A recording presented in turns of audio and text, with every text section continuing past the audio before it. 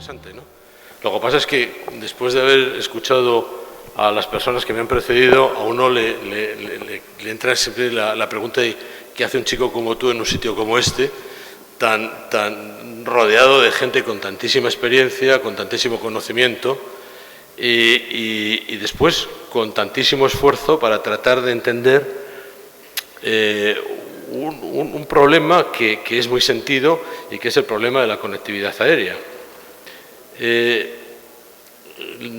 Y eso te lleva a otra segunda reflexión, y es que, por supuesto, yo no voy a tratar de profundizar más en los aspectos internos de la industria del transporte aéreo dentro de México, que es un tema muy bien conocido, donde existen unos profesionales magníficos que están trabajando en el tema del transporte aéreo durante años, y sobre esos aspectos en particular yo no creo que merezca la pena abundar más, ya se conocen. Lo que quizá a lo mejor sí que merece la pena, y porque muchas veces los que estamos metidos en la industria del transporte aéreo nos gustan tanto nuestras capacidades, nuestras frecuencias, nuestras historias, nuestras operaciones y sobre todo, si es posible, darle caña al gobierno, que eso es un ejercicio que siempre viene bien, lo que uno le pide, lo que uno echa en falta cuando muchos de nosotros nos juntamos para hablar de estas cosas, es el mercado. En general no hablamos del mercado. Es decir, hablas mucho de bilaterales, de acuerdos, de multilateralidad, de mil cosas, ¿no? Pero casi siempre se nos olvida hablar del mercado, que al final de la película es el que nos paga.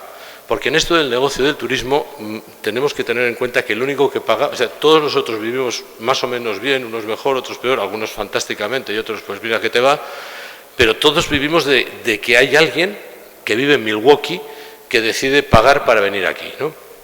Y ahí yo creo que existe un déficit. Existe un déficit por una parte en ese sentido y por otra parte existen otras cosas, ¿no?, que también yo creo que a lo mejor merece la pena darle una vuelta, ¿no?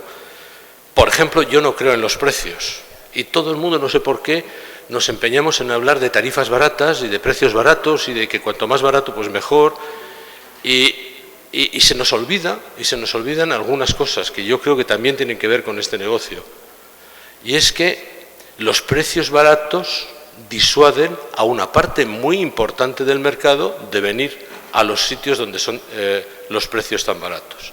Es decir, hay gente que no va a los sitios porque son baratos. Estoy absolutamente convencido, bueno, no voy a citar el tema de Cancún u otros sitios de México, pero estoy completamente convencido de que hay algún segmento de mercado o muchos viajeros que deciden no ir a determinadas partes de mi país, España, porque son excesivamente baratos y desconfían que los destinos baratos puedan dar el valor que el cliente está dispuesto a pagar por. Teniendo en cuenta además que seguramente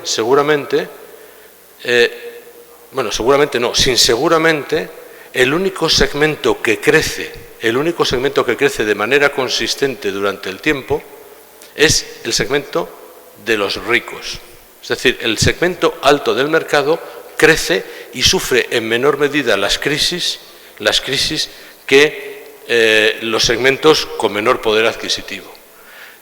Creo que deberíamos fijarnos más en atender a estos segmentos y no insistir tanto en bajar los precios, porque al final, bueno, a mí me cuesta trabajo entenderlo. Otro de los temas que a lo mejor también sirve para esto, y que es es mi posición personal para que ustedes puedan entender lo que viene después, es que yo no creo en el volumen de tráfico como un valor absoluto. Es decir, yo no estoy seguro de que sea necesario forzar el que lleguen muchos pasajeros a un destino. Es más, estoy convencido de que es malo. Y estoy convencido de que seguramente el tratar de que lleguen muchos pasajeros contribuye a veces a la devaluación de la apreciación del destino. Y son temas que hay que tratar con cuidado, ¿no? Por eso es un poco algunos de los parámetros que...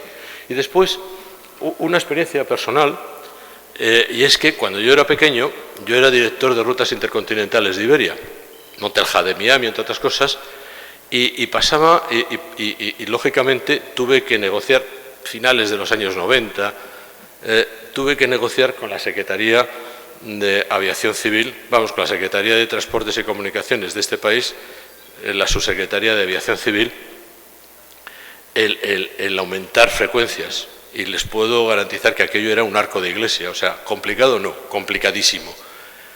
Pero pasaba una cosa, es que yo venía a pedir un aumento de la frecuencia al vuelo de Madrid, para que se hagan ustedes, para ponerlo en el contexto, British Airways, Lufthansa e Iberia operábamos en aquella época con factores de ocupación continuados por encima del 92%.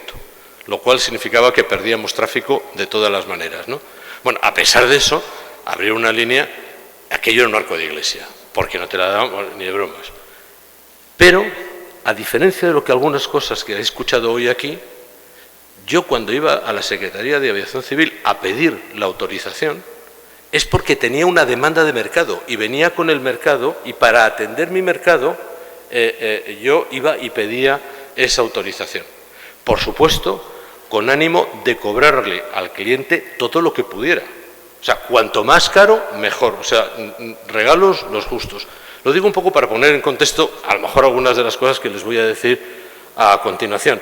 Y que bueno, espero que sean más livianas y que podamos ir rápido, porque lo interesante es que si tienen ustedes preguntas, pues yo trate de contestárselas, que bueno, que también tendrá su mérito. ¿Dónde?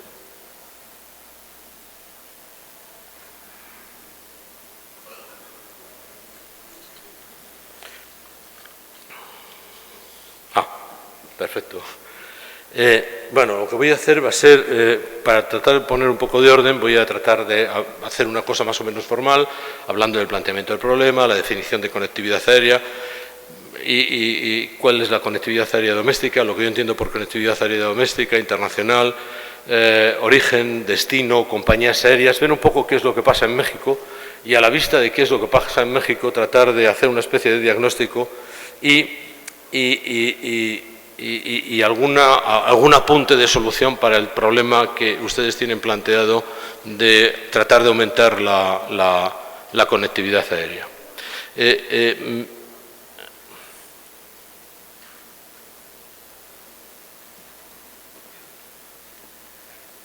¿A dónde tengo que apuntar? ¿Para allá o...? Bueno, hace ahora 10 años, les comentaba hace un rato, que hice un trabajo de política de transporte aéreo y turismo para México, para la Secretaría que en aquel momento ocupaba, para Leticia Navarro, que en aquel momento era la secretaria de Turismo, y Pedro Cerisola era el secretario de Comunicaciones y Transporte. Y bueno, la verdad es que me pareció interesantísimo. Es espectacular la cantidad de conocimiento acumulado que hay en México, la facilidad de acceso a estadísticas, a información, etcétera. Pero una de las cosas que más me llamó la atención y que viene a cuento de lo que se estaba comentando esta mañana y también ayer, es que de vez en cuando te encontrabas con un secretario de turismo y tú ibas a hablar de cuáles eran los problemas, etcétera, etcétera, siempre terminaban preguntándote, oiga, ¿y esto de comprar conectividad, cuál es su opinión? O sea, que no es de ahora, sino que, bueno, tradicionalmente hay alguien que... y la verdad es que cuando te hacían esa pregunta, a ti no te quedaba más remedio que preguntar, ¿y para qué? Es decir, ¿para qué se quiere la conectividad? ¿Cuánto cuesta la conectividad? ¿Quién paga la conectividad? ¿Cómo se resuelve el problema de la conectividad? O sea, esas eran las preguntas que cuando a ti te decían, oye, yo es que quiero comprar conectividad. Entonces eso te obligaba a hacer algunas reflexiones que yo quiero compartir con ustedes, ¿no? Pero también partiendo de una hipótesis, y es que las compañías aéreas no son ONGs. Que muchas veces aquí, cuando escuchas a los que tienen el problema de la conectividad, ponen la pelota en el tejado de las compañías aéreas pensando que son arcangélicos y nada más lejos de la realidad. tienen unas cuentas de resultado y unos accionistas y de vez en cuando les tienen que mirar a los ojos para decirles, oye, pues mira, que los márgenes de esta industria en la que te has metido son cero o casi cero. Porque ese es otro de los temas que realmente muchas veces cuando hablamos de estas cosas se nos suelen olvidar.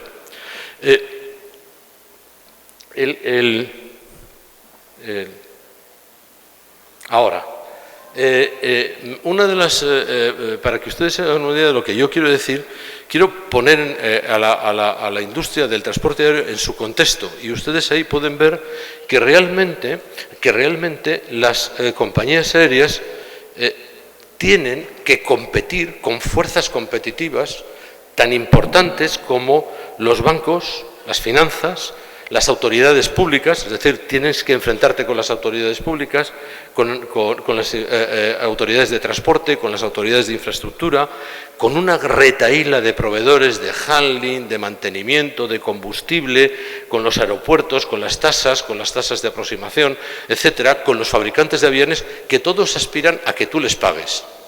Y tú terminas tratando de conseguir el dinero que necesitas compitiendo con nuevas compañías entrantes. Para las compañías, fíjense ustedes el drama que en estos momentos supone para las compañías de red el tener que enfrentarse con las compañías de bajo coste y cómo eso cambia las estructuras de explotación del negocio en el que están metidos.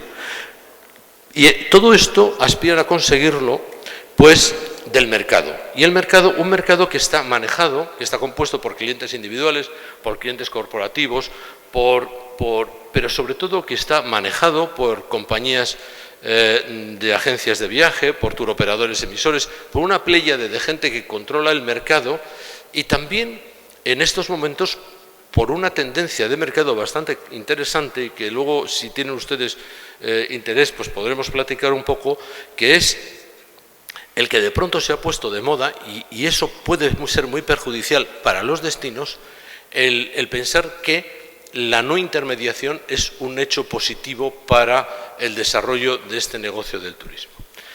Pero fíjense ustedes que ahí abajo, a la derecha, aparece una palabra, que es la palabra destino. Fíjense ustedes que interpretando esto de otra manera, podemos pensar que lógicamente, de la misma manera que las administraciones públicas y los fabricantes de combustible y aviones son proveedores míos, de alguna manera nosotros, y esto está dicho aquí bastante, somos proveedores de los destinos. De alguna manera podemos caer nosotros mismos en la tentación de vender nuestro servicio al destino y tratar de conseguir que el destino nos lo compre. Ese es uno de los temas que a mí me parece interesante.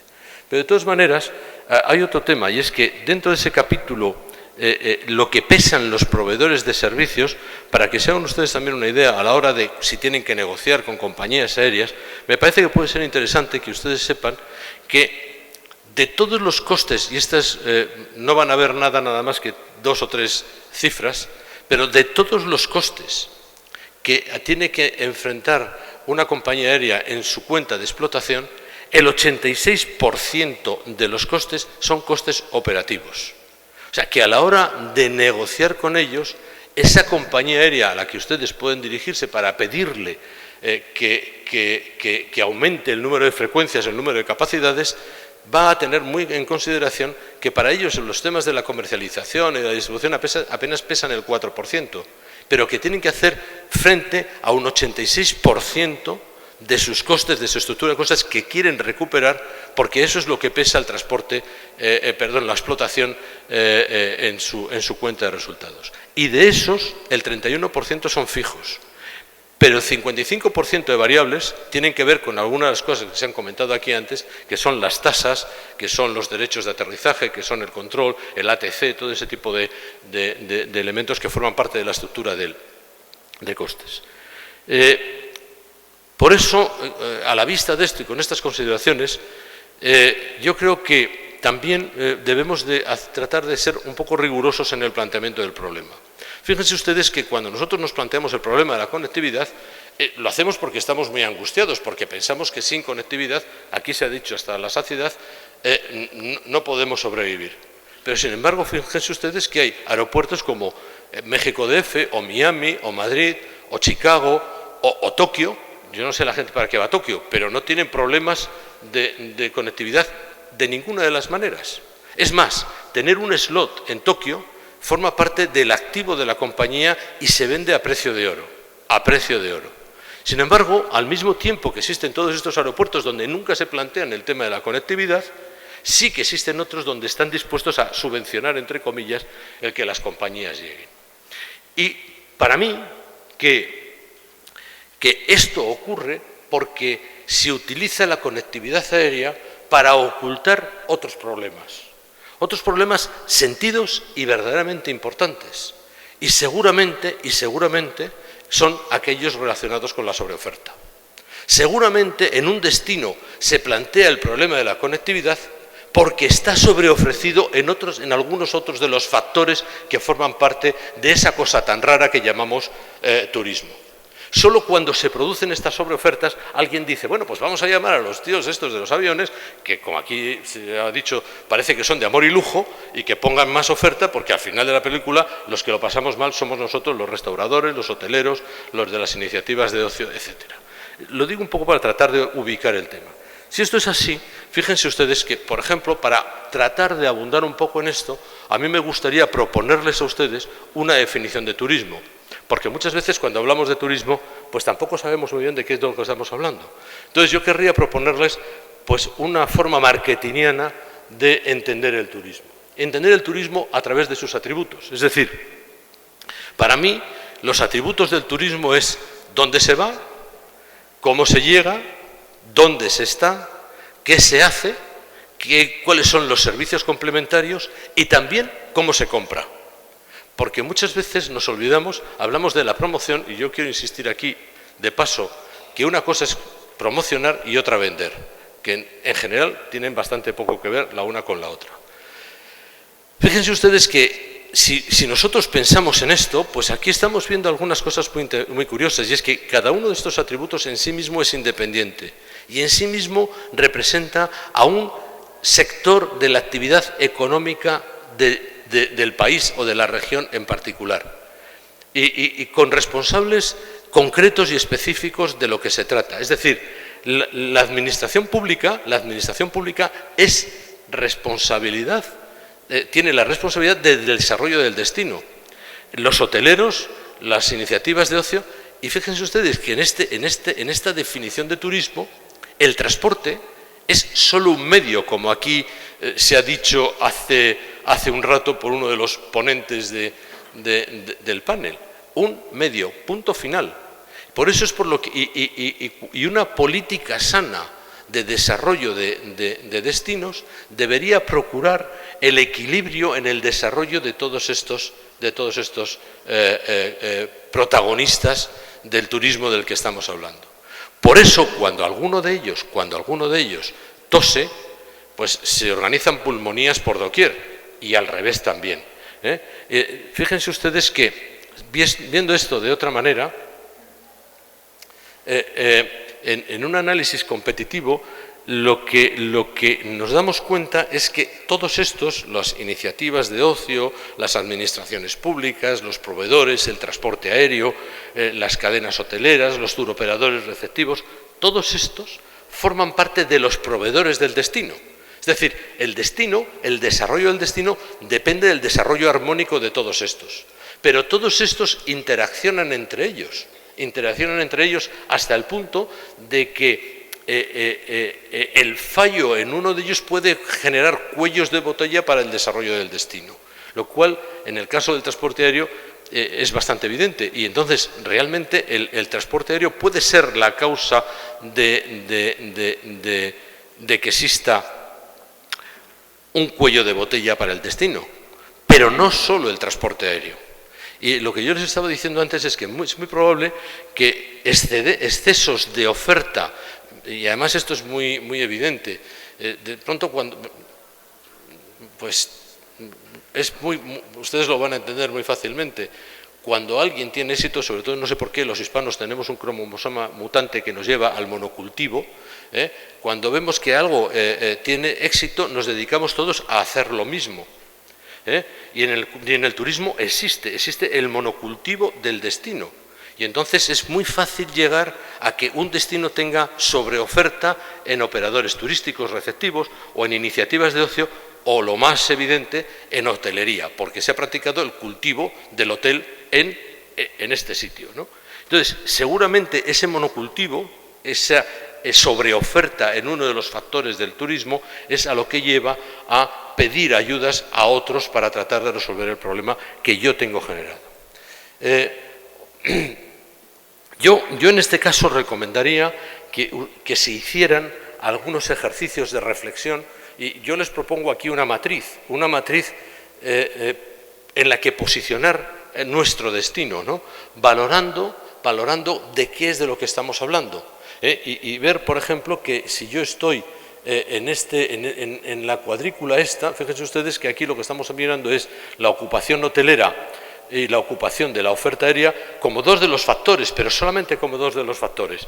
Entonces, aquí lo que vemos es que podemos encontrarnos con que cuando hay una sobreutilización de la oferta, eso está pidiendo a gritos el desarrollo de inversiones en hotelería para resolver ese problema.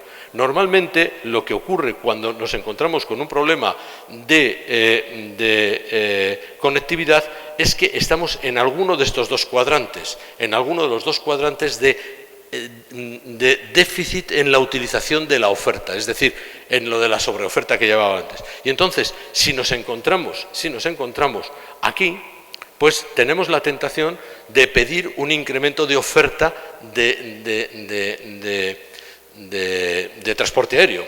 Pero fíjense ustedes, cuando yo explico este cuadro a mis alumnos, yo doy clases en algunas escuelas de negocio, curiosamente lo que les digo es que la posición dentro de este cuadrante más ventajosa es cuando nos encontramos en este primer cuadrante, en el cuadrante izquierdo abajo. Es decir, cuando tenemos baja ocupación hotelera y baja ocupación de la oferta aérea. Y usted dirá, ¿y esa cosa tan rara que dice usted, por qué es? Pues mire usted, porque aquí solo dependemos de nosotros mismos. Es decir, no tenemos que pedir a nadie. Aquí lo que tenemos que hacer es vender. Entonces, muchas veces el ejercicio para resolver estos problemas de la salud económica de los destinos vienen resueltos por ahí. Pero bueno, no me quiero separar mucho del tema de la conectividad, que al final es lo que a ustedes les provoca y les gusta. Yo quiero definir la conectividad como una cualidad o como la acción de conectar, ¿no? Y en el caso nuestro es conectar por medio del transporte aéreo. La conectividad, entonces, vendría calificada como el número de orígenes, frecuencias y capacidades con los que está enlazada por vía aérea un destino o un destino. Es decir, la conectividad de una región con el resto se define por el número de frecuencias, capacidades, no solamente por el número de aviones que se ponen, no solamente por el número de rutas. Las rutas es solamente una de las componentes. Lo más importante, y luego lo veremos, insistiremos un poco en ello, son las frecuencias, las capacidades y los horarios. Porque capacidades, frecuencias y horarios no son neutros a la hora de definir la capacidad. Y además orientan el mercado al que vamos a atender. No es lo mismo atender un mercado rico que quiere ir a las 12 de la mañana que aquel que acepta cualquier tipo de horario con tal de llegar. Otro de los temas interesantes, que también me parece que llevaría algún tipo de reflexión, es que una cosa es la conectividad directa y otra la conectividad indirecta. En el panel anterior se ha mencionado esto. Fíjense ustedes que el desarrollo de hubs tiene mucho que ver con el incremento real de la disponibilidad de oferta. Entonces, yo no abandonaría para nada el concepto de conectividad indirecta. Y eso llevaría a algunos temas que tienen que ver con lo que ustedes hablaban antes del papel del gobierno o de la administración pública en cuanto a facilitar el desarrollo de la conectividad doméstica. Hablaremos ligeramente sobre ello. Pero dicho esto, es muy importante, y vuelta un poco a la importancia de la conectividad para el desarrollo del turismo, es muy importante que tengamos en cuenta que la conectividad no nos dice nada acerca de la naturaleza del tráfico que vamos a llevar, ni tan siquiera, y por supuesto tampoco, acerca de la utilidad del tráfico, para los intereses de nuestro destino.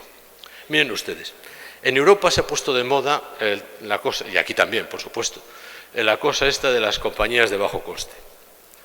Pues miren ustedes, al final hay un amigo mío, que es de cerca de Bilbao, que cuando Ryanair montó la línea Londres-Santander, por supuesto pagada por la Comunidad Autónoma de Cantabria, el director del aeropuerto de Sondica, de Bilbao, dijo: joder, está claro, aquí el negocio es montar una compañía de autobuses que te lleve de Bilbao a Santander.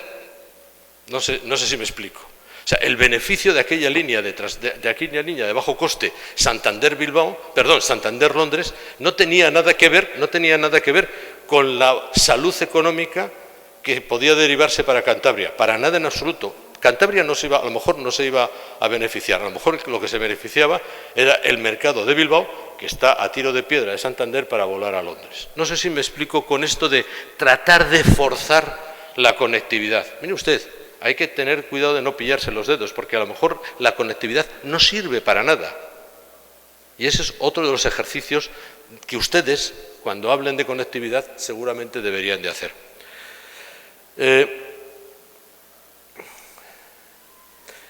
Algunas reflexiones antes de llegar al diagnóstico y terminar lo antes posible. A mí me gustaría que ustedes pensaran que conectividad, hay conectividad aérea doméstica y conectividad aérea internacional. La conectividad aérea doméstica, de la que casi nadie habla, es, para mi gusto, más importante aún que la conectividad internacional, porque es la que permite que, llegado a un hub, como puede ser el DF, o como puede ser Cancún, o Guadalajara, o Monterrey, o cualquiera de estos destinos, se pueda aumentar la capilaridad. De hecho, la conectividad doméstica es muy interesante para el desarrollo social del país. Da capilaridad, facilita el comercio, facilita las relaciones, sobre todo dentro de un país como México, que tiene la dimensión de media Europa.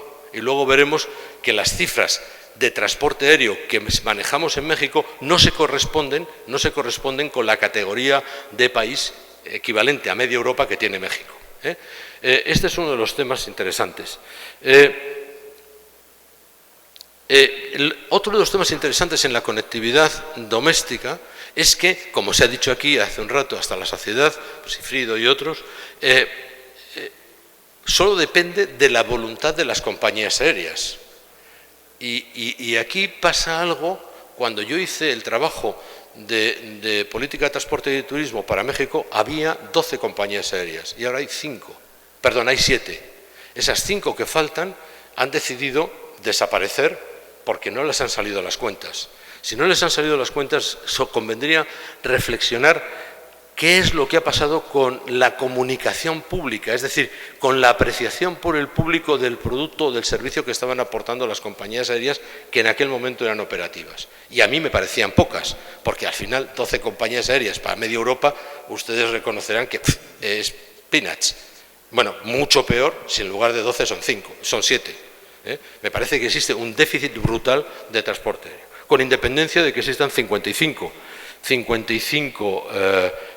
ciudades que tienen vuelos operados por las compañías nacionales, por cierto, solo por compañías nacionales. En el caso de la conectividad aérea internacional, pues la cosa aplica lo mismo, la definición es la misma, es el número de frecuencias y capacidades, vuelos, frecuencias, capacidades y también el horario, etcétera, que permiten unir a los destinos de un determinado país con los orígenes de otros determinados países. Fíjense ustedes que antes hablábamos de que existen 55 puntos dentro de México que están servidos por transporte aéreo. Es decir, no hay que descubrir los sitios están ahí y tienen sus aeropuertos. Luego veremos que son 64 de categoría internacional más 12 de categoría doméstica. Es decir, no tenemos que inventar la pólvora está inventada. Ojo, otra cosa es que no existe el interés para montar las frecuencias y las capacidades de manera que se pueda generar esa capilaridad de la que estábamos hablando antes. Algo parecido ocurre con el caso del transporte aéreo internacional. Aquí no hay un problema de bilaterales, por ejemplo. Existen los bilaterales, 46 bilaterales, ojo, de los cuales solo se utilizan 14. Solo se utilizan 14. Y cuando miras la utilización de los bilaterales que están manejándose aquí, de pronto resulta que quien utiliza más los bilaterales que tienen firmadas las compañías, que tiene firmado el Estado de México, son las compañías extranjeras, en cantidades, pues en algunos casos de 1 a 20 o más. Dicho esto, vemos que en México se conectan 37 ciudades mexicanas con 104 orígenes extranjeros. Es decir, en términos de músculo, no podemos decir que no existe la conectividad. Desde 104 orígenes se puede llegar a 37 destinos mexicanos. Es decir, me parecería, bueno, ojo, otra cosa son las frecuencias y las capacidades. Pero como se acuerdan ustedes, al principio del principio, yo decía que las compañías aéreas no son ONGs. Estas compañías aéreas, de las cuales ahora vamos a ver cuántas hay en este país, operan a esos 37 destinos porque les salen las cuentas. Y si no les salen las cuentas, por mucho que se empeñen ustedes, no van a operar. Lo digo un poco para tratar de orientar las soluciones por donde deben de venir. Es decir, en definitiva, tenemos que hablar de capacidades, del tipo de avión, de las frecuencias, del horario, y como decía antes, eso va a definir el tipo de mercado al que vamos a atender. Me apetece muchísimo saltarme todas las transparencias y reventar mi presentación y la disciplina, pero es que me lo pide el cuerpo. Miren ustedes, hace un rato ustedes han estado hablando, luego lo van a tener que aguantar porque voy a pasar por ella, naturalmente, pero han estado hablando de vuelos charter. El charter en este país es una anécdota. De todo el tráfico de México, en las estadísticas de la Secretaría de Comunicaciones y Transportes, se ve clarísimamente que son 1,6 millones de pasajeros de ida y vuelta, es decir, son 800.000 pasajeros de ida y vuelta que van en charter. Eso es una anécdota. Ojo, 800.000 en vuelos nacionales y en vuelos extranjeros. O sea, dentro del transporte aéreo es una anécdota. Lo que no es una anécdota es quién está operando en México. Y en México están operando compañías dentro de las estadísticas nacionales consideradas como compañías regulares que llevan el nombre de TUI Holanda, TUI no sé qué, Pullmantur. Oiga, miren ustedes, esas son compañías charteras, operando regularmente y comercializando sus asientos seat only o empaquetado. Que conviene no mezclar las churras con las merinas, sobre todo para saber a la hora de negociar con quién estamos negociando. Es decir, hace muchos años las compañías charter eran compañías que hacían vuelos ad hoc y que tenían que demostrar, cuando ibas a pedir las autorizaciones, que tenían los arreglos terrestres y formaban paquete. Todo eso evolucionó a una forma nueva de compañía charter de vuelos programados comercializados seat only.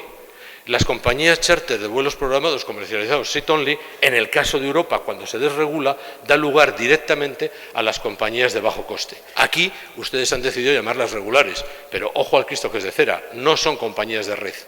Y las que crean capilaridad porque tienen su hub en el extranjero y pueden utilizar un hub doméstico para la conectividad, son las compañías de red, que no sé por qué en un momento determinado se puso de moda despreciarlas, pero que yo creo que convendría reivindicarlas. Pero bueno, eso para el curioso lector. Me refiero porque ahora vamos a ver algunas cifras y que explican este tipo de cosas. Fíjense ustedes, en términos de conectividad,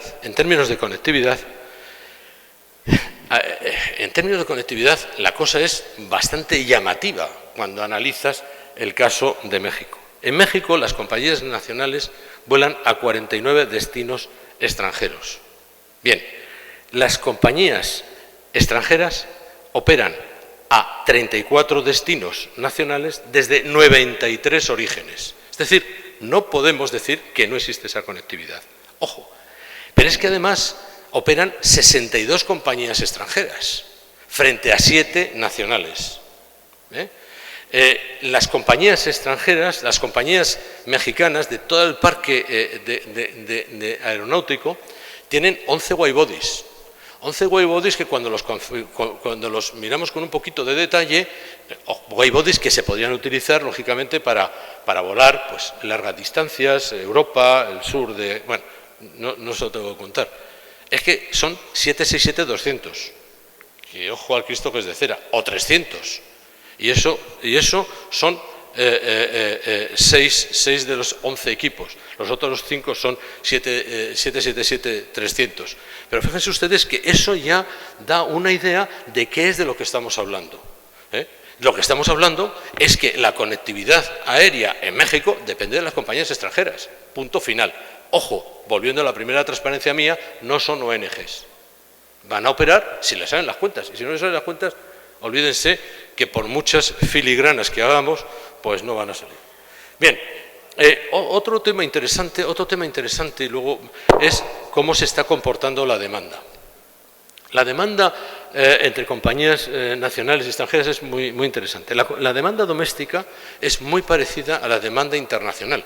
Son 25 millones de pasajeros, números redondos, que hace que por cada pata sean 11 millones de personas las que viajan. Es verdad que en el caso, de la demanda doméstica, pues los 25 millones se transportan por compañías domésticas, pero en el caso de la compañía, abundando un poco más en el caso anterior, en el caso de la demanda internacional, de los 25 millones, 20 números redondos se los llevan las compañías extranjeras y 4 las compañías domésticas, con independencia de cuáles sean los puntos de conectividad. 42 en el extranjero, 42 puntos en el extranjero, pero que montan 4 millones. Que sería completamente distinto si aquí en lugar de tener 11 widebodies tuviéramos, no sé, 150 widebodies, por poner un ejemplo. Es decir, si tuviéramos la capacidad de desarrollar negocio propio suficiente, en lugar de ir a pedir a los demás que nos echen una mano, equivalente a lo que es México. México es un país de 100 y pico millones de habitantes, es que media Europa, y no se ven los hubs y no se ven las compañías, 7 compañías con 11 widebodies, mire usted, es que no es, o sea, es que no es, aunque tengan 2.000 aviones de fuselaje estrecho, ¿no? Bien, bueno, ya hemos hablado un poco del monocultivo y de la importancia de la demanda interna. Otra de las cosas que llama la atención es que, claro, cuando hablas de las cifras macro, pero al final, oiga, si lo aterrizamos esto, oiga, es que estamos hablando de 5 destinos, que es Cancún, México, Guadalajara, San José del Cabo y Puerto Vallarta. Aquí se han mencionado otros, pero donde llegan las compañías es ahí. Y donde llegan las compañías, ojo, 37 compañías aéreas aquí. Yo les invito a ustedes a que lean las estadísticas de la Secretaría de Comunicaciones y Transporte para que vean el pelaje de las compañías que vuelan aquí. Aquí y al resto de la República, al resto de los estados, que son las que yo les estaba comentando antes. Cuando tú lees la lista de las compañías norteamericanas que operan entre Estados Unidos y México, o las que operan entre Europa y México, se da uno cuenta de que, bueno, de que compañías de red las justas. Bien. Otro de los temas interesantes, para abundar un poco en ese tema, fíjense ustedes, si prescindimos de las frecuencias y de las capacidades, el mapa es este. Es decir, no tenemos que inventarnos orígenes-destino. En el tráfico doméstico regular hay 235 orígenes-destino entre los 55 aeropuertos de los que estamos hablando. Es verdad que de esos 235 orígenes-destino, el 80% son 47 conexiones. Es decir, fíjense ustedes que una cosa es predicar y otra dar trigo. Predicar podemos todo lo que queramos, pero al final de los 235 se utilizan 47 y de los 347 internacionales se utilizan 86. Y ojo, cada uno de su padre y de su madre y con distintas... Y cuando vas a analizar las frecuencias y las capacidades, te llevas sorpresas verdaderamente lamentables. Este es un gráfico de la línea, del mapa de rutas de Continental, para que vean ustedes que el problema no es de las compañías. Continental, esto es que utilizo yo para otras cosas, pero fíjense ustedes que si hablamos de Continental, Continental no tiene ningún escrúpulo en volar a donde sea de cualquiera de sus dos hubs principales de Estados Unidos. Vamos, que lo único que le preocupa es que cuando era pequeño era director de rutas y lógicamente cuando hacía una propuesta para operar una ruta, los superiores míos me decían, Felipe, fantástico, pero a ver, ¿cómo va la cosa esta de la cuenta de explotación? Entonces, o demostrabas que fíjense ustedes, cuando montamos el hub de Miami, en mi compañía, teníamos 5 frecuencias a la semana de widebody, 5. Cuando a mí me cambiaron de destino y tal, lo dejé con 14 frecuencias de widebody. Y no pedimos subvención a nadie. Había mercado, lo que pasa es que tenías que vender. Hay un ejercicio que es complicado a los que tenemos sangre hispana y el cromosoma mutante del que yo hablaba antes, es que nos da como escrúpulo salir a vender, pero es que o vendes o es muy difícil, porque cuando te vienen a comprar la cosa huele muy mal. Pero en fin, hay un tema, hablando de comprar y de vender, que yo quiero hacer especial hincapié en él y quiero que ustedes recapaciten conmigo. Mire, esta es la actividad de las agencias de viaje de México haciendo reservas. Fíjense ustedes que el panorama es como para que se le pongan a uno los pelos como escarpias, en mi caso los pocos que me quedan. En el año 2006 aquí se hicieron 21 millones de reservas aéreas. 21 millones de reservas aéreas. En el 2011, 16 millones. Se han quedado 5 millones por el camino. Si pegan un saltito para abajo, se dan cuenta de que prácticamente durante este periodo, quitando el periodo de esplendor de los 9 millones del año 2007 y del 2008, prácticamente la demanda internacional gestionada por el canal son 8 millones. Miren ustedes, aquí hay un drama muy importante. Es que el canal o se ha retirado o le han retirado del tráfico doméstico. Porque reconocerán ustedes conmigo que las agencias de viaje de México hagan 7,5 millones de reservas al año para un país de 120 millones de habitantes, pues miren ustedes, a lo mejor merece la pena que se lo hagan ustedes pensar. ¿Por qué? Porque, bueno, es muy demagógico y hace muchas gracias y tal el hablar de la venta no intermediada y de la venta directa. Yo con algunos de los protagonistas de algunas compañías de aquí he tenido algunas discusiones divertidas para debatir conceptualmente esto. Pero miren ustedes, es que los agentes de viaje son unos bichos que por las mañanas, después de hacer sus oraciones, se ponen a vender. Y se ponen a vender con lo que van a ganar dinero. Y no van a vender con lo que no ganan dinero. Y miren ustedes, esta es la prueba del 9, 7,8 millones en el 2011. Y este año, pues tira que te va. Quiero decirles una cosa. Uno de mis puestos que yo he tenido fue director general de Amadeus España. En el año 1996, en España se producían 18 millones de reservas al año. Más o menos las mismas, gracias, más o menos las mismas que en México. Más o menos las mismas que en México. 100 años después, porque claro, joder, cuando pienso en el 96 y veo que estamos en el 2011, pues Paleolítico inferior, del Paleolítico inferior aquí, en México se han pasado de 18 millones a 16. En España se ha pasado de 18 a 36. Creo que son cosas que merece la pena valorar y lo mismo pasa en otros países. Miren, les voy a poner alguna comparación, seguro que no lo van a ver, pero yo voy a ayudarles a que lo lean.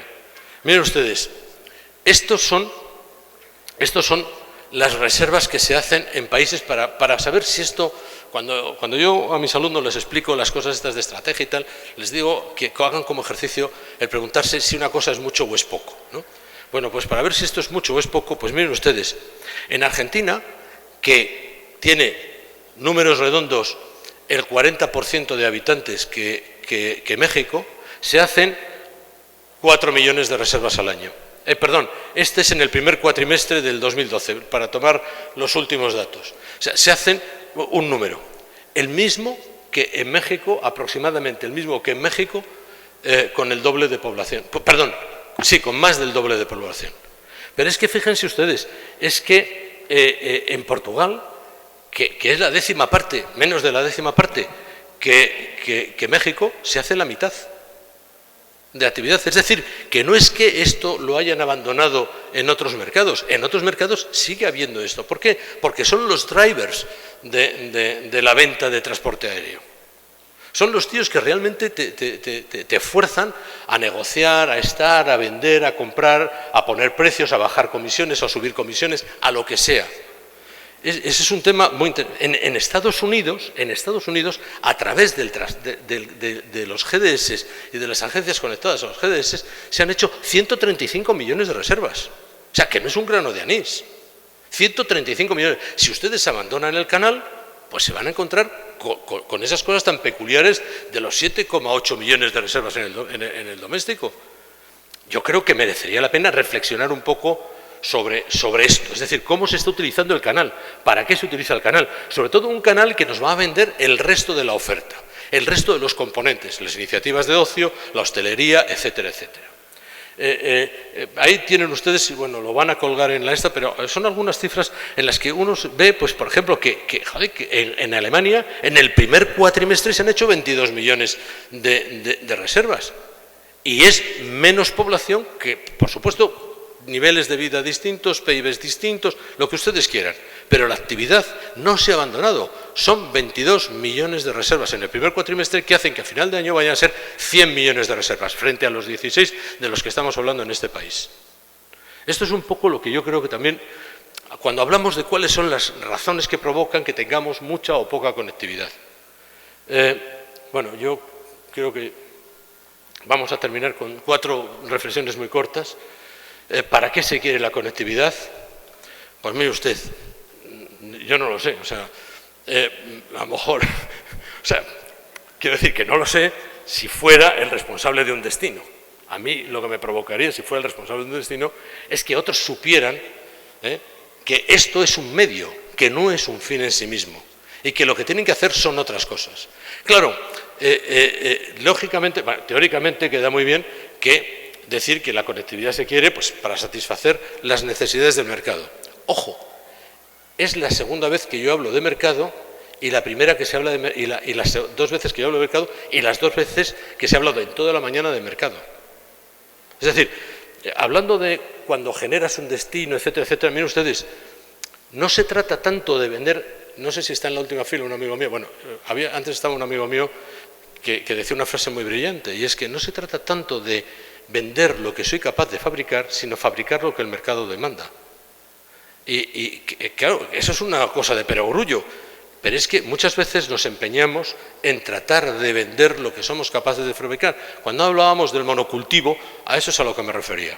Porque realmente cuando yo trato de vender lo que el mercado, de lo que soy capaz de fabricar, la pelota siempre está en mi tejado y la forma de negociar siempre voy a perdedor. Y sé que es muy duro utilizar la palabra perdedor, pero muchas veces cuando hablamos de estas cosas, sobre todo en algunos ámbitos, pues huele a que la posición negociadora de los protagonistas de estas historias, pues chicos, huelen un poquito a perdedor. Pero, en fin, para los pasajeros, pues mira, chicos, compran, el aumento de la conectividad viene muy bien para satisfacer sus necesidades. Ojo, que están dispuestos a pagar por ellas. Y cuanto más se ajusten a sus necesidades, mejor. Yo he empezado diciendo que yo no creía en los precios. Miren ustedes, cuando yo hice un ejercicio para explicar este tipo de cosas a mis alumnos, de pronto resulta que dentro de los atributos que el cliente considera a la hora de comprar, de decidirse a comprar, el precio ocupa el 5º lugar. El 5º lugar. El primero es la disponibilidad, la seguridad, las garantías. Solamente a igualdad de esos, el precio es un decisor. Lo digo un poco pues para tener en cuenta. Por eso el pasajero está encantado de tener mucha conectividad, porque bueno, ya podrá elegir él si paga más, si paga menos, etcétera. Pero ese es su problema. El problema es que cuando cambiamos las reglas del juego, y es otro el comprador, y fíjense ustedes que comprar oferta es un ejercicio que significa cambiar de protagonista en el mercado. Cuando el comprador es otro, cuando el comprador son los hoteleros, las administraciones públicas, quien sea, estamos cambiando las reglas del juego, y esto es bastante peligroso, porque puede ocurrir que como soy yo el que va a pagar, va a ser yo el que imponga las condiciones, y generalmente me equivoco, porque yo no represento al mercado. Yo represento a la administración pública, a los hoteleros, a mi negocio, pero no al mercado. Y entonces muchas veces, infelizmente o por osadía, le digo a la compañía aérea lo que yo estoy dispuesto a pagar. Lógicamente la compañía me va a dar lo que ella esté dispuesta a ofrecerme por ese precio. Y eso casi nunca tiene que ver con lo que el cliente quiere. Por eso es por lo que yo pongo aquí en rojo que normalmente cuando yo voy a comprar oferta lo hago con la pretensión de aumentar la demanda, y eso normalmente no existe ningún axioma que diga que existe una correlación aumento de la demanda y incremento de ingresos. Bueno, voy a terminar. ¿Cuánto cuesta la conectividad? Pues miren ustedes, normalmente los precios de los servicios se establecen en función de los costes y de la demanda. Y eso es lo sano y lo normal. Y eso es lo que ocurre cuando el que compra es el mercado. Cuando el que compra es un productor, entonces entra en juego otra cosa radicalmente distinta, que es el valor aparente de lo que yo ofrezco para el que me lo está comprando. Y entonces ahí se establecen unas reglas de juego verdaderamente perniciosas y que no aportan en general casi nada. Lógicamente, en el primer caso, cuando es la compañía la que, porque existe una demanda y puedo ganar unos márgenes, decide poner una oferta, la responsabilidad de cómo se utiliza la oferta es la de la compañía aérea.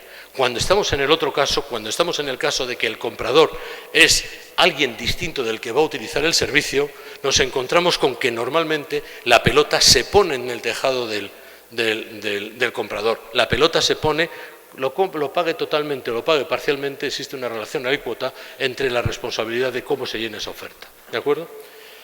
Bien, hay una cosa que antes les he mencionado, los costes, simplemente para que bueno, cuando ustedes se comparen con otros destinos, en donde aparentemente alguien ha caído en la tentación de comprar oferta y dicen, fíjate chico, qué barato ponen los precios para volar de aquí a allá, y bueno, ejemplos tenemos todos en la cabeza, piensen ustedes que, teniendo en cuenta la estructura de costes del transporte aéreo que yo les he dicho hace un rato, y cómo se comportan, es decir, los aviones cuestan lo mismo para todo el mundo, el ATC cuesta lo mismo para todo el mundo, el combustible cuesta lo mismo para todo el mundo. Cuando hay unas diferencias enormes en los precios de venta, pues realmente piensen ustedes que realmente alguien distinto del mercado está pagando la diferencia. Y eso, desde mi punto de vista, pues de sano tiene lo justo. Bien, para terminar, simplemente unas pinceladas sobre cómo se resuelve o cómo, desde mi punto de vista, se resolvería el tema de la conectividad. Pues miren ustedes, esto, la verdad es que no hay que ir a Harvard para decirlo, pero bueno, yo lo digo, y ustedes pues después dirán, pues, oh, ¿cuánta razón tienes? Y tal. Pero bueno, al final de la película, miren ustedes, la forma más sana de generar conectividad es generando mercado. Punto final. Es decir, siempre generando mercado. Para generar mercado es necesario incorporar atractivos. Ayer un querido amigo mío que está aquí enfrente lo dijo con muñequitos. Puso el caso de Sydney, puso otros ejemplos. Mire usted, cuando uno va a Nueva York o a París o a Londres, no se hace muchas preguntas de qué va para hacer lo que necesita hacer, lo que le pide el cuerpo, y está dispuesto a pagar por ello. ¿Por qué? Porque han conseguido poner allí, oye, pues a lo mejor hospitales. Uno va a Houston porque mira lo que pasa en Houston. Uno va a la City de Londres pues porque tiene que hacer algunas cosas allí, o al mundo de la moda. Es decir, no hay monocultivo válido, hay que poner atractivo para hacer que la gente te demande. Y si la gente demanda, como a mí me demandaban cuando yo era director de rutas, venir a México, pues yo es que ponía, no 1, 200 aviones y me peleaba con la Secretaría de Turismo para que me los diera. Y echábamos un pulso y al final, pues hombre, yo quería una frecuencia diaria y ellos me daban 4, pero 4 a la semana, naturalmente. Pero al final es que yo tenía la demanda y yo iba a satisfacer mi demanda. Ese es un tema interesante. Para poder saber qué es lo que hay que poner, hay que preguntar a los mercados. Hay que preguntar a los mercados y decir, oye, ¿qué es lo que el mercado necesita que yo se lo voy a dar? Y ayer estábamos viendo algunos ejemplos de qué es lo que los mercados pueden demandar para completar la gama de productos que ofrece un determinado destino y que lo hace atractivo sin necesidad de cosas raras con la administración pública. La administración pública, cuanto menos mejor. Lejos de mí la tentación de utilizar, porque son peligrosísimos. Pero, claro, hay que preguntar qué hacer, ¿no? Uno va al mercado, pregunta qué hacer y entonces ve que si vende, pues realmente tiene demanda. Ojo, aquí no se ha hablado de mercado, pero se ha hablado de promoción. Pues miren ustedes, yo en la promoción creo lo justo. Yo creo en la venta. Si se vende, una cosa es promocionar y otra vender. Yo creo que hay que vender, no promocionar. Bueno, iba a contar una historia, pero no la cuento. Después, pues, cuando hice aquel trabajo de política de transporte aéreo y turismo para México, pues al final me salía clavado, o sea, lo digo porque hace 10 años de esto, pero es que me salía clavado, que lo que tenía que hacer era vender. Y entonces se me puso en el resumen, en las conclusiones, puse al principio, pues utilizar las representaciones diplomáticas del Estado de México en todo el mundo, que las tiene fantásticas, y además yo los conozco, para desarrollar el ejercicio de la comercialización y venta, aparte de los temas de seguridad, todos los temas estratégicos que se han manejado aquí, pues para vender y utilizar las representaciones diplomáticas y los agregados comerciales y toda la estructura comercial de las representaciones de México en el extranjero, para vender. Entonces me dijeron, mira, Felipe, mejor este párrafo lo quitas porque no va a estar bien leído. ¿Comprendes? Entonces, a mí me parece que ese tipo de cosas tenemos que obviarlas. Hay que vender, se llama vender, con todos los esfuerzos. O sea, bien, conectividad, también aumentar la conectividad doméstica. La conectividad doméstica va a permitir la conectividad indirecta y potenciar la red de distribución y utilizarla intensamente. Una recomendación fortísima. Comprar no es la solución. Comprar no es la solución, sobre todo porque además muchas veces quien compra oferta está utilizando recursos que no le son propios, está utilizando recursos públicos y eso es un ejercicio no deseable, por decirlo suavemente y de forma eufemística. Y después cuidado con la sobreoferta y cuidado con la política de cielos abiertos. Una palabra sobre la política de cielos abiertos. Miren ustedes, los cielos abiertos. Bueno, por supuesto que esto no es políticamente correcto, lejos de mí la tentación de caer en la tentación de la corrección, para nada en absoluto. Los cielos abiertos es como si yo mañana abriera mi casa y dijera que entre todo el que quiera a comer. Puedo encontrarme con la sorpresa de que nadie quiera entrar. No sé si me explico. Bueno, muchísimas gracias.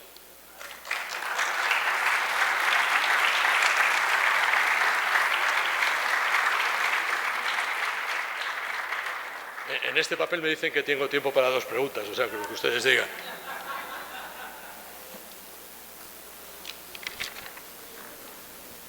Bueno, pues si no hay ninguna pregunta.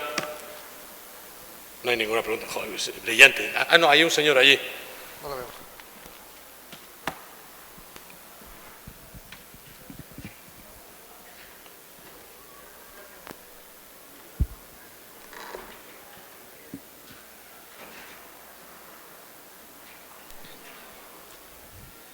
Bueno, tenía en realidad 3 preguntas, pero una no la contestaste más o menos a medias. Armando Uribe, de la Asociación Mexicana de Hoteles. En comparación con otros países, la conectividad en México, ¿cómo la ves? Aunque nos hablaste del asunto de España, de Alemania, Estados Unidos, habría que tomar en cuenta el tamaño país, si esto influye, la distancia de las rutas. Lo segundo es, hablas en las conclusiones de aumentar la conectividad doméstica. En México un grave problema en la conectividad doméstica, desde la percepción muy personal, es el costo. O sea, se utiliza poco el avión por el alto costo que tiene, la cuestión del costo de los boletos. Y quisiera preguntarte qué opinión tienes en relación con otros países, los costos indirectos que hoy las líneas aéreas anuncian en México comparativamente. El combustible, lo señalas, es igual en todos lados y algunos costos directos, pero hay cargos adicionales desde el TUA y otras cosas que les cargan, que hablan las líneas aéreas, que en México representan el 40% del costo de un pasaje que están vendiendo. Y por último, recientemente la Secretaría de Turismo manifestó que había hecho un estudio que al menos no lo han dado a conocer muy públicamente, sobre 100 rutas que no se están explotando y que pudieran ser en México un interesante mercado. Me extraña que las líneas aéreas, que son las que están en el negocio, pues no las hayan encontrado hace tiempo. Gracias. Bueno, muchísimas gracias. A mí también. Empezando por la última, a mí también me extraña, porque claro, yo tenía un amigo que decía, joder, es que a ti se te cae un euro y no llega al suelo. A mí y a todos los que están en las posiciones parecidas a las que yo tenía antes en las otras compañías. Miren ustedes, por supuesto que se pueden montar líneas, pero claro, para montar una línea tú tienes que justificar a tu consejo de administración que las cuentas te van a salir, que por lo menos te van a salir las de explotación, No yo hablo la de resultados, sino la de explotación. Y eso muchas veces pues no es así. Es verdad que tú haces el ejercicio teórico, coges, las cifras que yo les he ofrecido aquí salen de las MIDTs, de las que estábamos hablando antes, y coges coges OAG, y la OAG te saca todos los pares, los ODS de todo el mundo, y entonces pones una serie de parámetros y te salen las cuentas. Pero claro, eso es como jugar al palé o cosas por el estilo. Claro que te salen fenomenal, y vas y dices, oye, pues que voy a montar esta, y dices, pues mira, va a ser que no. ¿Por qué? Por 5.000 circunstancias, porque no tienes red comercial, porque no tienes quien te venda, porque no has establecido agencias generales, porque no te salen las cuentas. Por eso es por lo que no se, aunque haya 250 líneas potencialmente probables, muy probables o no probables, pues no se van a hacer mientras a alguien no le interese satisfacer esas necesidades. Respecto de la conectividad doméstica. La conectividad doméstica, este es un tema muy interesante. Yo creo que, ¿por qué la conectividad doméstica? Pues miren ustedes, si uno mira la estructura de aeropuertos de esa media Europa equivalente a la que equipararía México, nos encontramos con que así, a bote pronto, pues en la zona izquierda, que es la que yo más domino, nos encontramos pues con cosas como Lisboa, Madrid, Barcelona, Burdeos, Lyon, París, Londres, Hamburgo, Manchester, por no irme muy hacia la derecha, simplemente cogiendo de acá para arriba, oiga, ¿dónde están los equivalentes en México? Dicho de otra manera, mi propuesta en aquel trabajo era desarrollemos hubs importantes, desarrollemos un hub en la zona suroriental, otro en la noroccidental, otros dos en el medio, de manera que al menos tengamos 4 hubs que sirvan para articular la sociedad mexicana, que está dramáticamente aislada, y tratemos de desarrollar intercambios comerciales entre las distintas zonas, porque es lo que realmente va a provocar el que la gente tome los aviones sin pensar si eso cuesta mucho o si cuesta poco. Porque el tema del precio tiene que ver con el beneficio que yo voy a conseguir.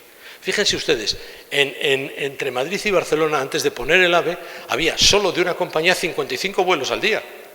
Pero bueno, ¿de qué estamos hablando?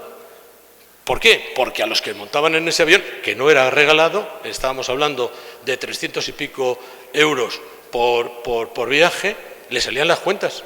porque iba allí o iba al médico o iba a hacer negocios o a cerrar, y al revés, los de Barcelona venían a Madrid por 3/4 de lo mismo. Es decir, desarrollemos actividad, porque si desarrollamos actividad comercial, si nos preocupamos en desarrollar capilaridad, intereses, integrar el país, que la gente se mueva de un lado para otro, que sea atractivo. Miren ustedes, ustedes estaban diciendo que aquí se mueven 169 millones de personas, ayer o hace un rato, 169 millones de mexicanos que se mueven todos los años. Hombre, en España se mueven 140 y somos menos de la mitad de la población, pero ya es una cantidad apreciable. Desarrollemos eso, porque desarrollando eso podremos desarrollar los hubs. Y desarrollando los hubs, el coste por pata será, porque se generarán economías de escala que son muy importantes. Y después hay otro tema. Miren, en aquel trabajo que yo les estaba proponiendo, yo creo que México tiene una asignatura pendiente, y es convertir verdaderamente al DF, no con 2 aeropuertos, sino con un único aeropuerto que sea hub intercontinental. La posición estratégica de México DF es extraordinariamente, yo lo proponía hace 10 años, es verdad que muy poco después apareció el tema de los ejidatarios, pero esos son problemas que para eso sí que debe de servir el gobierno, para eso sí que debe de servir la administración pública, para hacer posibles las condiciones que permitan que, por ejemplo, el aeropuerto de México, Distrito Federal, se convierta en el puente natural entre Oriente y Occidente y el norte y el sur. Y eso daría una vida extraordinaria al propio tráfico doméstico mexicano. Y de esa manera se abaratarían los costes. Pues muchas gracias. Creo que